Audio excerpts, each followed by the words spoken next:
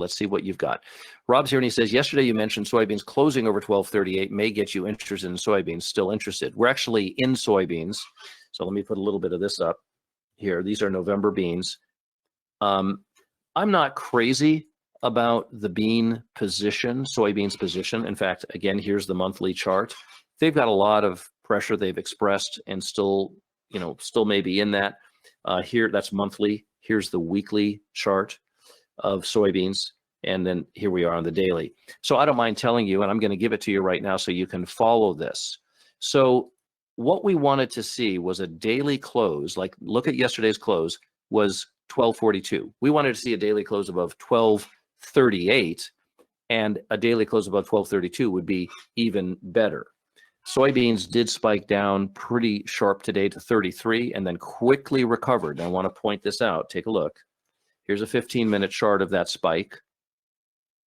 Now you can go down to a 5-minute chart and say, well, how much time did they spend there? Well, they only actually spent one 5-minute bar right here. Then you could go down to a 1-minute chart and say, well, how much time did they spend of that? You have to go all the way down here. I think this is it here. This is it. So you only had 2 1-minute bars that for a split second in each of those 1-minute bars, they tested 1233.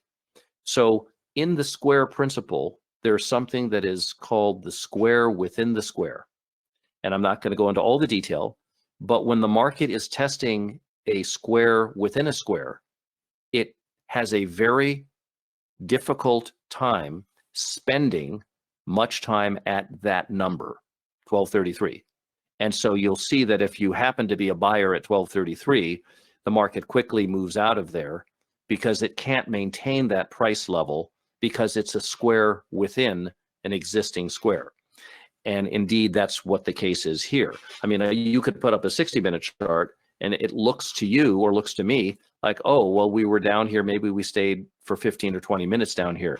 You do have to go down in time frame to see that the market didn't spend much time there. And as a matter of fact, they only spent 2 minutes. And that's a very characteristic posture of a square within a square. Is this the number here? No, it's way down over here. On the 1-minute chart, it's hard to find. Here we go. So this is the 1233. So when you know the square principle, you'll also know the principle for the square within the square.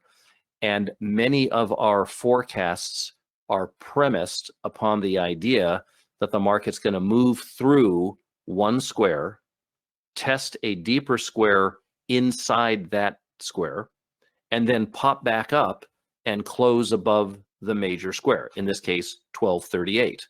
Now, since all of that did happen, and in spite of the fact that I'm saying soybeans aren't in such a great position, let me tell you what that means to me and to others that know this premise.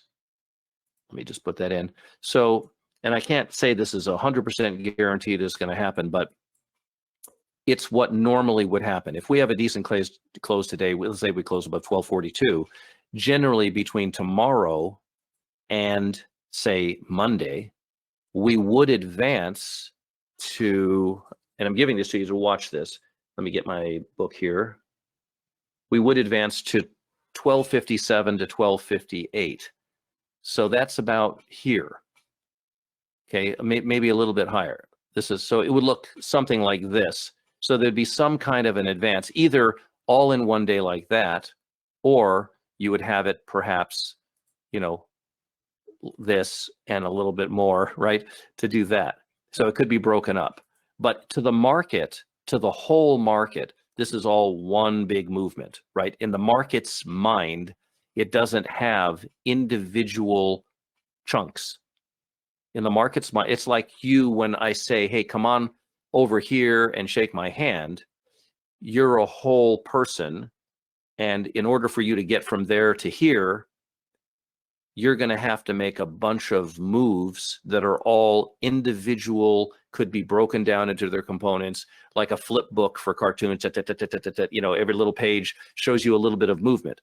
But to you, the person that is originating the movement, it's one whole movement. It's not a bunch of little things that you're doing.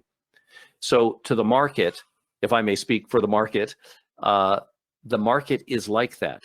It doesn't think in chunks. It doesn't think in minutes. It doesn't think in hours. It's one whole movement, very much like an ocean is one whole movement. We can take 1,000 pictures a second of the ocean and go tick, tick, tick, tick, tick, tick, right? And see all the little bits of a wave starting to form and then finally going. But that is us doing that. That's not the waves doing that. The wave doesn't think that way, so to speak.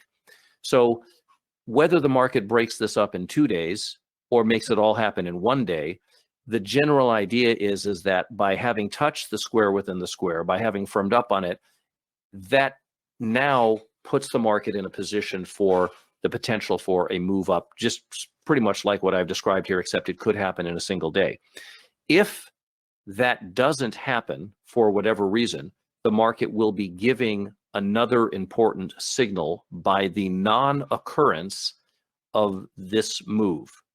So it's very important to recognize that if something doesn't happen for some reason, it really means something, because everything has meaning.